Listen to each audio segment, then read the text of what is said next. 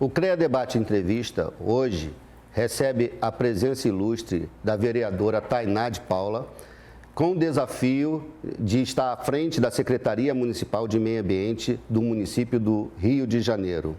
Bom dia, Tainá de Paula, e com a presença do presidente Luiz Antônio Cossenza, aqui nos ajudando nessa entrevista. Bom dia, presidente Cossenza.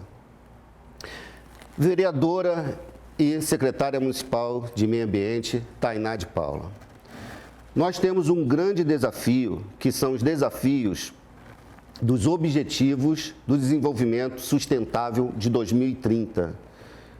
Quais são as ações que o município, na sua gestão da Secretaria Municipal de Meio Ambiente, estão já desenvolvendo para atingir esses objetivos em 2030? Primeiro, é uma honra estar aqui, Osíris, presidente Cossenza, engenheiros. Sem dúvida alguma, é um espaço de debate importante para a nossa profissão, para o nosso campo, de modo geral.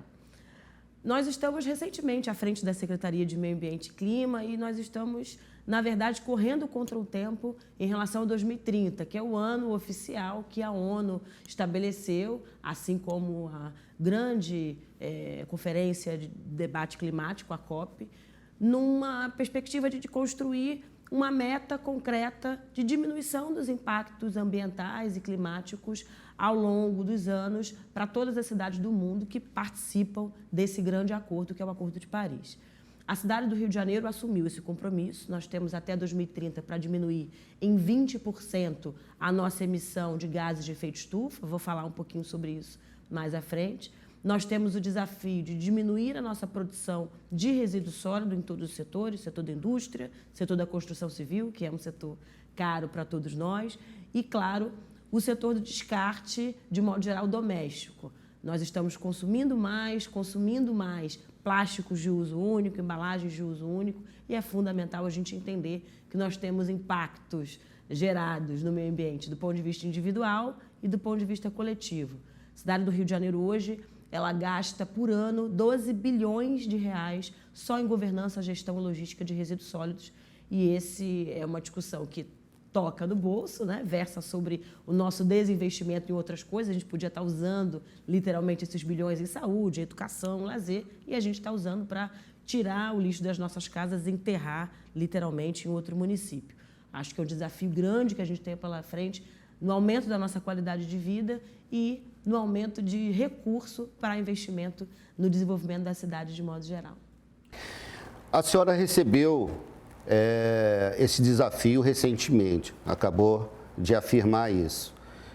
Seria importante os profissionais da engenharia conhecer um pouco melhor e mais objetivamente quais são as ações na área de meio ambiente que a Secretaria vem desenvolvendo. Nós sabemos que a nossa cidade é tão complexa, né?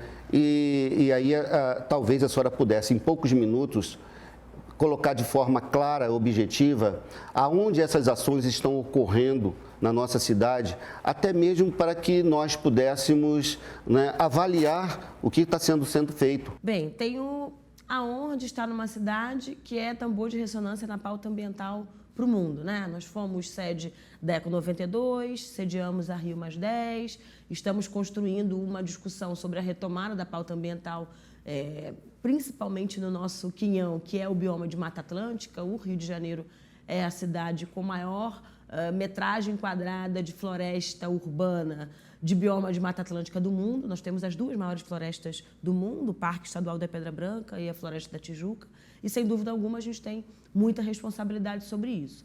O Rio de Janeiro, hoje, ele tem uma agenda grande de enfrentamento à pobreza e à fome. A gente tem o programa Hortas Carioca, já que é um dos programas mais longevos aqui da Secretaria de Meio Ambiente. A gente praticamente duplica o tamanho das hortas cariocas na cidade. A gente sai de 38 hortas, chegamos a 54 hortas. Até o final do ano a gente vai chegar no número de 72 hortas na cidade, né? Próximo aí da duplicação. Nós temos hoje a maior horta urbana do mundo, que é a Horta de Manguinhos, e nós teremos as 3 maiores hortas do mundo até o final do ano, aumentando, inserindo a Horta do Parque Madureira e a Horta da Colônia Juliano Moreira. São 2 grandes frentes nossas não só de consolidação, mas de ampliação. Nós queremos aumentar a produção por tonelada do alimento.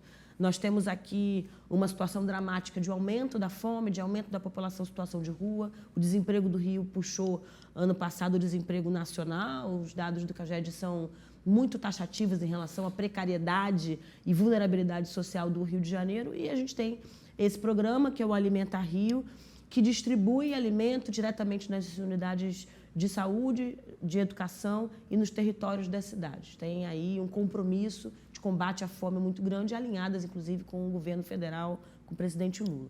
Numa outra ponta, nós temos aí uma discussão muito preocupada com a gestão e uma nova governança de resíduos sólidos. A gente retoma e cria a política municipal dos catadores, colocando dinheiro diretamente nas cooperativas de catadores na cidade, ampliando a nossa coleta seletiva a partir dos catadores, que é uma iniciativa pioneira. Nós temos a coleta seletiva realizada pela Conlurb ou por empresas privadas, e a gente insere os catadores nesta discussão da coleta seletiva. E entrega para os catadores a primeira fábrica de economia circular da cidade do Rio de Janeiro, que a gente vem intitulando de Fábrica Verde, uma construção robusta, grande, na Avenida Brasil, mais de 3 mil metros quadrados, espaço de fábricas e escola, com postos também de educação, que a gente precisa formar os nossos catadores, formar os nossos agentes ambientais e, claro, uma discussão de como é que a gente reutiliza e recondiciona o nosso resíduo. A gente tem aqui um grande descarte de coco, e aí nessa fábrica a gente está pensando como é que a gente recondiciona o nosso coco da praia, né? Que a gente joga, vê aqueles sacos e sacos na praia, não sabe para onde vai parar, a gente enterra aquele coco, que é fibra, que é um ativo super importante para novos materiais na construção civil. Então a gente vem investindo muito em tecnologia do resíduo sólido, como é que a gente transforma o nosso lixo em material de obra, em matéria-prima para a construção civil, é algo que a gente vem desenvolvendo aqui na Prefeitura do Rio, e como é que a gente insere as mulheres na discussão da pauta ambiental. O nosso primeiro programa, à frente da Secretaria, foi o programa Guardiãs das Matas, inserindo principalmente as mulheres de favela e periferia na agenda de educação ambiental nos territórios de favela. Território esse que até então nunca tinha sido palco de um programa mais robusto de ativos ambientais e soluções socioambientais. O Rio é pioneiro na discussão da urbanização de favelas, né? Nós temos programas como Morar Carioca, como Favela Bairro, mas a gente nunca apresentou soluções socioambientais de fato para a favela. E aí surge a ideia de a gente pensar um programa que nada mais é do que uma cartilha, do que uma metodologia de intervenção em favelas com soluções práticas, rápidas de serem implementadas, que é o Cada Favela uma Floresta, entendendo que a gente precisa reflorestar os nossos conjuntos de favela, que a gente precisa inserir ecopontos, placas solares, biodigestores, soluções baseadas na natureza, uma discussão mais ampla, mais arejada e mais antenada com a urbanização de favelas do século XXI. Acho que são programas importantes que eu faço questão de pensar e apresentar aqui para a gente compreender o desafio do que é ser uma secretária de Meio Ambiente do Rio de Janeiro. Presidente, o senhor tem alguma pergunta? Eu estou escutando a secretária colocar coisas aqui, e essa área de meio ambiente, e aí não vou falar só do município do Rio, né? Nós procuramos até conversar com os prefeitos, né? Eu vou me estender um pouquinho, não na fala, mas na característica que foi colocada aqui, porque ela é secretária do município do Rio de Janeiro. Mas era tão bom ter secretários que se pensassem no meio ambiente em todos os municípios do Rio. O que acontece, secretário, é que o que a gente vê na região serrana, aquela desgraça que todo ano acontece, e depois que acalma, parece que não vai acontecer mais, daqui a um ano começa tudo de novo, e nós até já fizemos a proposta dos secretários de meio ambiente desses municípios da região serrana, os prefeitos, o INEA, que a gente tem convênio, sabe, sentar para achar uma solução. Quando ela coloca aí a questão dos moradores de rua, tem uma questão que eu sei que é do governo do Estado, que é a questão dos trens aqui do Rio. Pessoa que perde o último trem, dorme muita gente debaixo de marquise porque não consegue pagar o ônibus para outro município, que não é aquela tarifa única, sabe? Então, são discussões de extrema importância.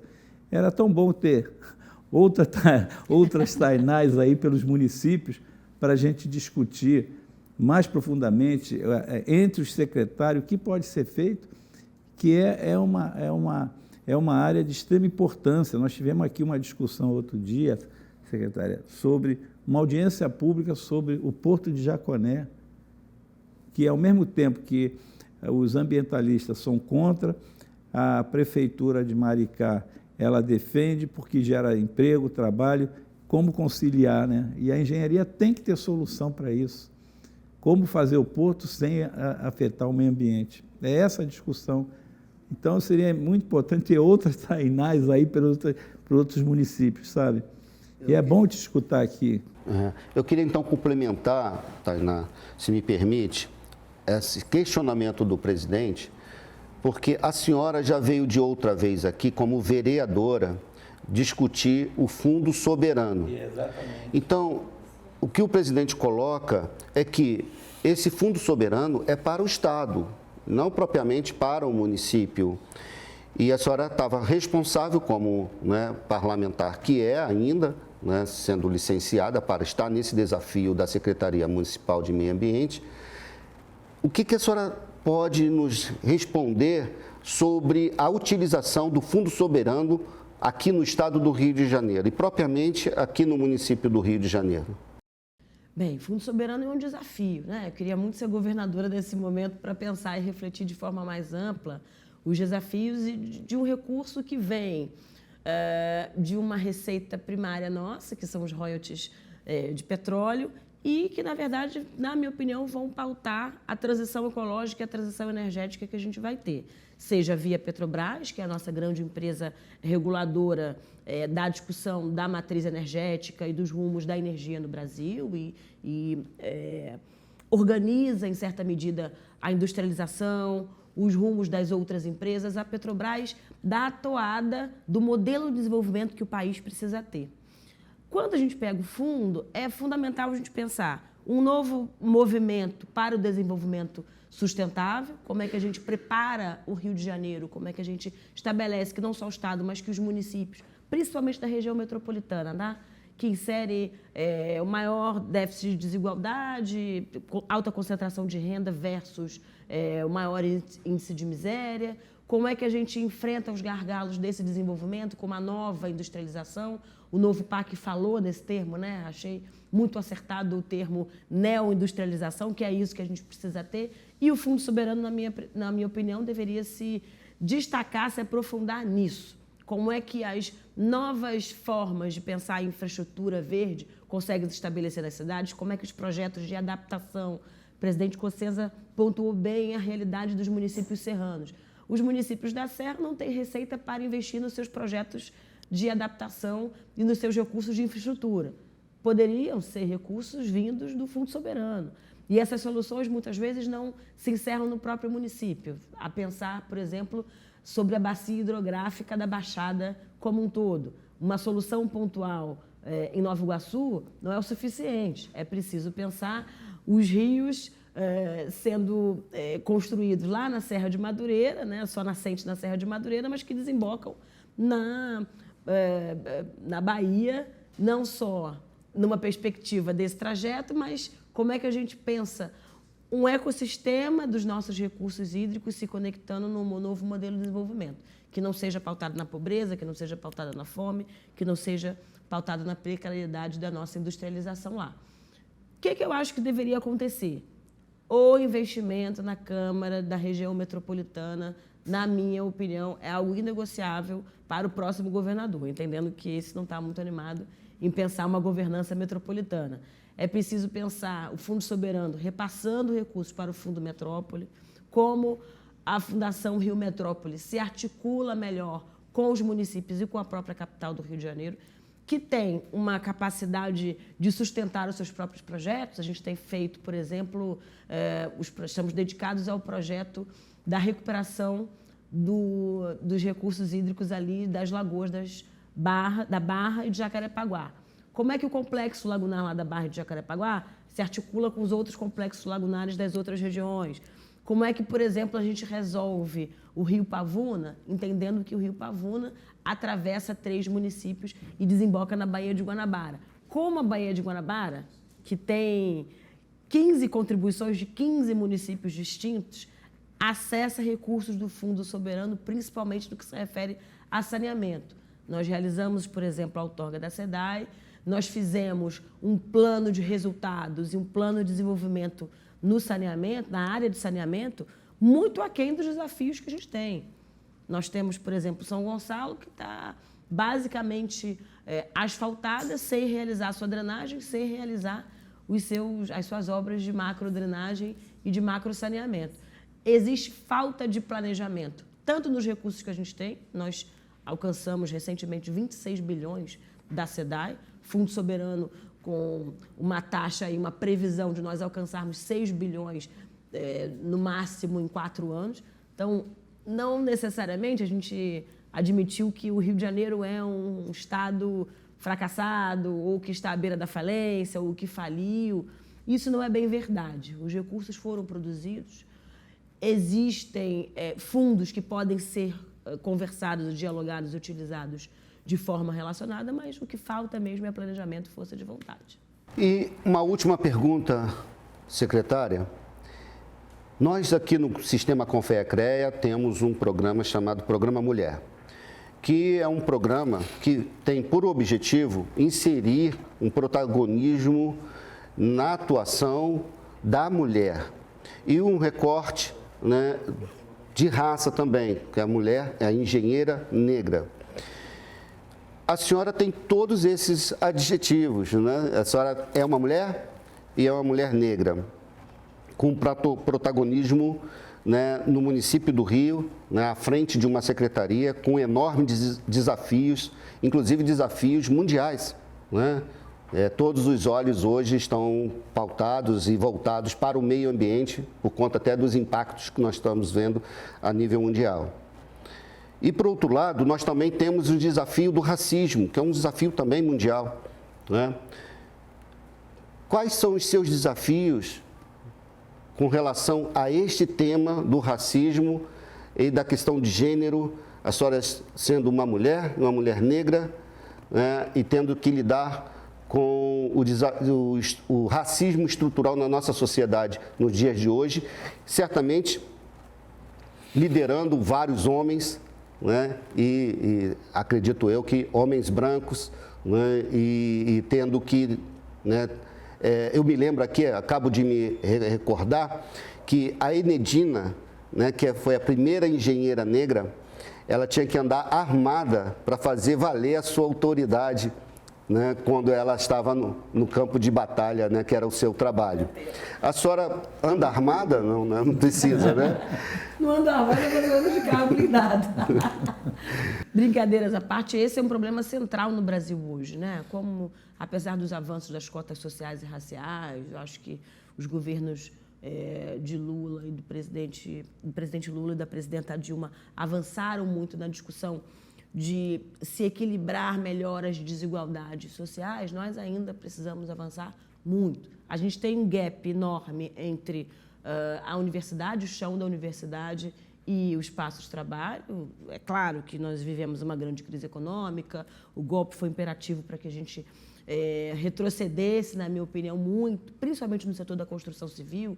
Não quero falar aqui do tanto que a gente precisa reconstruir, reposicionar as empresas, reposicionar a relação público-privado. Existe aí um arruinamento mesmo do que a gente tinha conseguido avançar, mas, de um modo geral, existe uma grande dificuldade de se inserir pessoas negras, e principalmente se tratando de mulheres, nesse setor da tecnologia e no setor da construção civil, que está dentro desse cobertor, desse guarda-chuva, que é o setor de TI, de grande tecnologia do Brasil como um todo. Eu acho que a ministra da Ciência e Tecnologia, né, tem muito a contribuir para esse debate. Eu acho que conseguir construir agora, né, numa agenda de século XXI, eu diria para você que é preciso estimular as empresas, ranquear as empresas e estabelecer metas de empregabilidade. Já existe algumas discussões isso em outros países e a gente ainda patina no Brasil.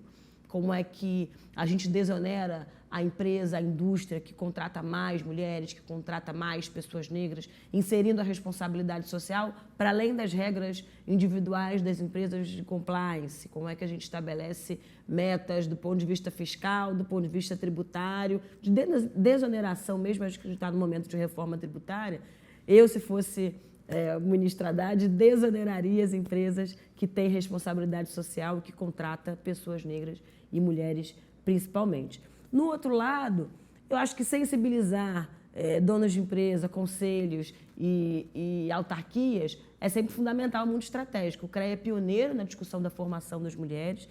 A formação das mulheres, a formação continuada das mulheres precisa ser uma prioridade. Hoje, as mulheres, e principalmente as negras, acessaram até uma escolarização maior do que homens negros e brancos em determinada profissão. A arquitetura e o urbanismo é um grau para a gente observar. Existem mais mulheres hoje nas cadeiras das universidades no campo da arquitetura e do urbanismo do que homens. E isso é uma inversão, se a gente comparar 20, 30 anos atrás. Mas, objetivamente, no espaço de trabalho, elas vão deixando de se dedicar à sua formação. A gente tem o maior número de doutoras, de pós-doutoras, de especialistas mulheres, ao passo que os homens conseguem ter tranquilidade para se escolarizar, para se dedicar às suas próprias profissões. As questões que envolvem isso, racismo estrutural, machismo estrutural, as mulheres, na ampla maioria, são mantenedoras dos seus lares, têm uma sobrecarga mental, né, e doméstica muito maior do que os homens. Os homens, não raro, fazem o abandono afetivo, o abandono dos seus lares, deixam os filhos sob o cuidado de uma mulher, enquanto essa mulher não tem tempo automaticamente de se dedicar às suas profissões. Isso é uma realidade do Brasil. Eu acho que temos aí acenos positivos, tanto no combate à misoginia quanto no combate ao feminicídio, né, que existe aí um processo epidêmico no Brasil de feminicídio. A gente vem acompanhando nos jornais, mas isso precisa ser falado, inclusive, nas autarquias. Eu acho que a violência contra a mulher é algo que preocupa e que afasta essa mulher do mercado de trabalho, não só aquelas que, obviamente, vêm a óbito, mas aquelas que sofrem com a pressão, com o medo, o receio de estar num lar abusivo, de ter que se reconstruir, e isso demanda tempo. Tempo é dinheiro, tempo é ausência, que é retirada, né? A ausência de dedicação a uma profissão. Acho que esses pontos, tenho certeza que, assim como o CAL, né, que tem uma comissão específica para discutir isso, eu acho que o CREA é inspirador nesse diálogo de quais são as especificidades da profissional engenheira, e acho que são os desafios também do século XXI, da profissão do século XXI, pela igualdade de direitos. A engenharia também mudou muito. Eu, quando fiz engenharia, não tinha nenhuma mulher na minha sala. Hoje, alguns cursos chegam a 40%. Agora, aqui no CREA, talvez tenha sido o primeiro CREA que metade da diretoria são de mulheres. Olha só. Sabe, eu acho que e deram um jeito muito grande, né, Osíris? Você sabe disso, aqui no nosso CREA. Nosso CREA, hoje, o corpo gerencial ainda basicamente, pelo menos 50% são mulheres. Agora, a nossa plenária precisa mudar. A gente está incentivando muito que as entidades colocarem mais mulheres na nossa plenária, porque em 94 conselheiros, nós temos aí 12 ou 14 mulheres só. É muito pouco. Muito pouco. É muito pouco. Então, é imprescindível isso, imprescindível que a gente tenha isso.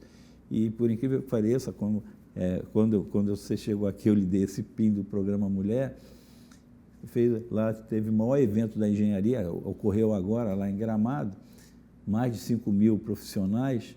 O PIN das mulheres terminou muito mais rápido que o PIN do CREA. Uma coisa que tivemos que agora mandar fazer mais, porque maravilhoso. Foi todo mundo copiando para fazer no seu estado essa coisa toda. Agora entramos nas considerações finais. Permitir que a nossa secretária faça suas considerações, depois o presidente, e assim encerraremos o nosso CREA Debate Entrevista. Não, sempre uma honra estar aqui no CREA.